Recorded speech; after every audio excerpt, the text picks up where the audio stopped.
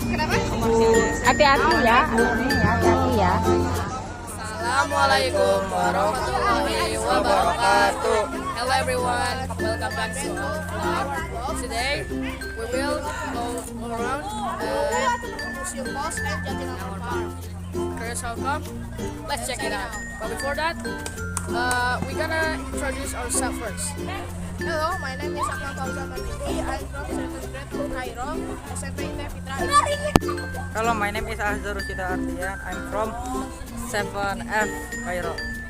Hello, I'm Hafsa Pradipta Pinara. I'm from 7th grade of Cairo. Assalamualaikum warahmatullahi wabarakatuh. Waalaikumsalam warahmatullahi wabarakatuh. Sebelumnya perkenalkan, saya Rahma Casyani yang akan membantu kalian di museum ini. Saya siswa yang sedang ber-PKL di museum ini. Museum ini sudah ada sejak zaman Hindia Belanda pada tahun 1931. Awalnya museum ini memiliki nama Museum PTT atau bisa disebut Museum Pos Telegraf dan Telepon. Pada tanggal 27 September 1983, museum ini berubah nama menjadi Museum Pos dan Giro oleh Bapak Kementerian Kalpostel Ahmad Latif. Pada tanggal 20 Juni 1995, museum ini berubah nama menjadi Museum Pos Indonesia hingga sekarang. Museum ini memiliki 3 koleksi. Yang pertama ada filateli, yang kedua sejarah, dan ketiga peralatan. Nah, di sini ada perangko pertama di dunia yang menggambarkan Ratu Victoria yang berasal dari Inggris. Perangko ini pertama kali digunakan pada tanggal 6 Mei 1840 yang dicetus oleh seorang guru yang bernama Sir Rowland Hill. Lalu yang kedua ada perangko pertama di Indonesia yang menggambarkan Raja Willem III yang baru pertama kali digunakan pada tanggal 1 April 1836 yang berasal dari Belanda yang pada saat itu Indonesia masih dijajah oleh Belanda.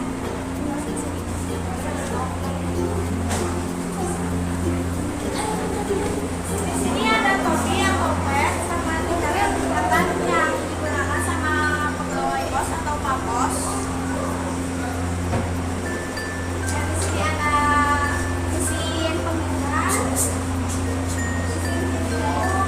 sini ada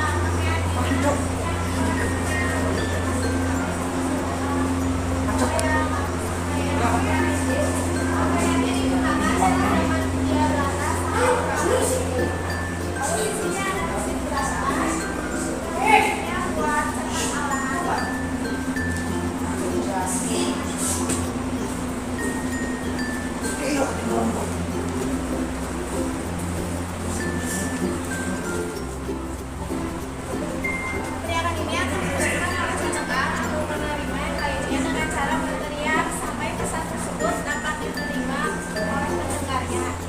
Lalu yang kedua ada pos besar, seperti pada saat bulan puasa atau bulan Idul Fitri. Contohnya nih kayak pakai kentongan, kentongan yang setiap mau kayak mau sahur kayak gitu. Nah, kayak gitu.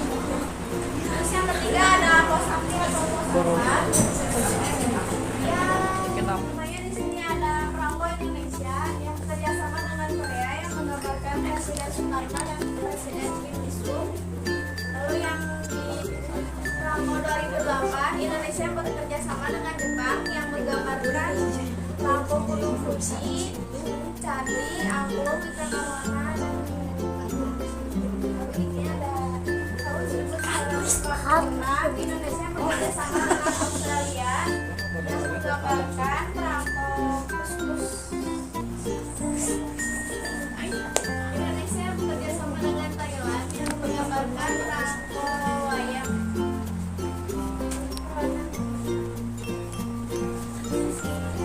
Tentang kerajaan seperti kerajaan Sriwijaya, Tarumanegara, dan Purnawarman yang peran katanya ditulis dengan tinta emas. Di sini ada contoh emas esensial.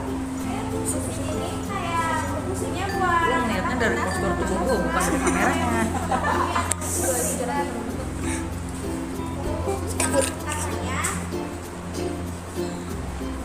si surat emas ini atau golden letter gunanya pakai, kan ini pakai tinta emas, ada yang pakai serbuk emas sama kepingan emas.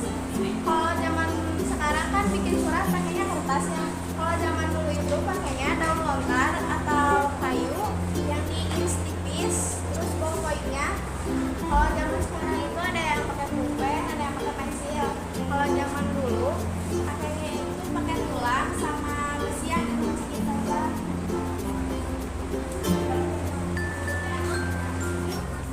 Kita putar yang 500.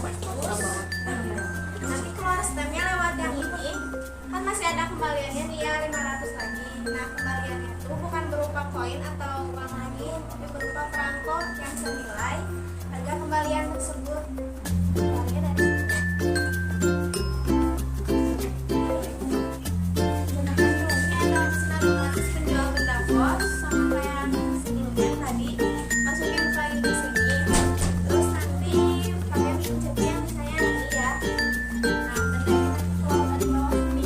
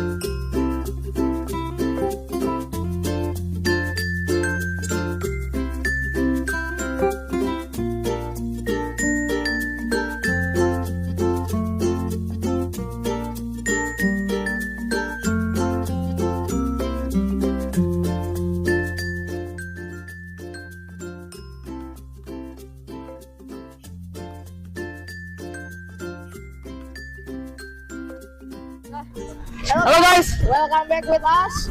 Now we will Going to Jatinangor National Park Castle.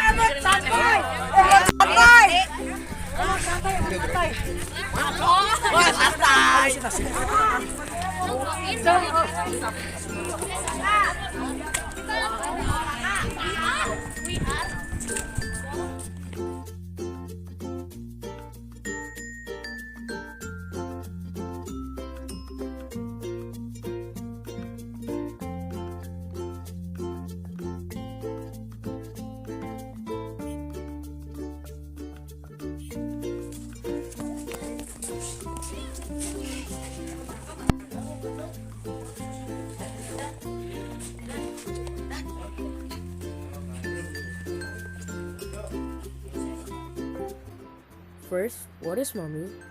Second, the story of Pharaoh and Prophet Musa. Third, why did Pharaoh consider himself to be God? Fourth, where is the Red Sea located? First, a mummy is a person's body that has been preserved and ritually after that. Second, after being cared for by Pharaoh's family, Prophet Musa was educated from childhood until he grew up like a king. However, when he reached adulthood, Allah finally gave him instructions, and Prophet Musa finally found out that he was not Pharaoh's biological child. In fact, he was just a child he found when he was small. At that time, the Prophet Moses was also given miracles in the form of knowledge and prophetic rank, as well as the miracle of being given the Torah and conquering the power of King Pharaoh. Then one day, Prophet Musa finally decided to leave the palace because he heard that King Pharaoh had bad plans for him. Third, because he felt Tulul Afiyah being a healthy and prosperous condition for too long. Fourth, located in the Middle East, the sea is sandwiched between northeastern Africa and the Arabian Peninsula and borders Saudi Arabia, Egypt, Sudan, Yemen, Djibouti, and Eritrea. Fifth, who is Pharaoh's wife? Asiyah binti Muzahim. 6. Explain the story of Pharaoh's wife. Pharaoh, who claimed to be God, challenged Prophet Musa to a contest of truth by showing off one another's skill. Miracles have unfolded and falsehood has been proven to fall before the truth of monotheism. Pharaoh's wife was also able to declare her faith. Pharaoh really did not accept his wife's decision. He tied Asiyah's hands and feet to 4 poles. His body was forced to stare at the burning sun. Pharaoh and his followers then left Asiyah like a dead lizard lying on the sand, ordered his men to throw large stones at him. In pain, Asiyah said, "Oh my Lord, build my house for me beside you in heaven."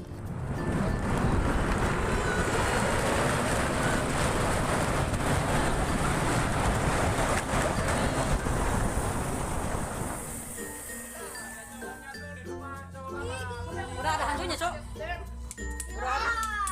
Udah ada hantunya, Cok. Apa? CKM apa?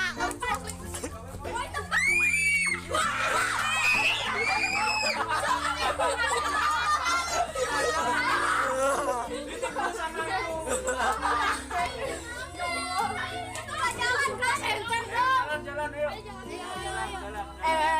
Kamu ditunjukkan hantu, boy. I think it's enough for today. Wassalamualaikum warahmatullahi wabarakatuh.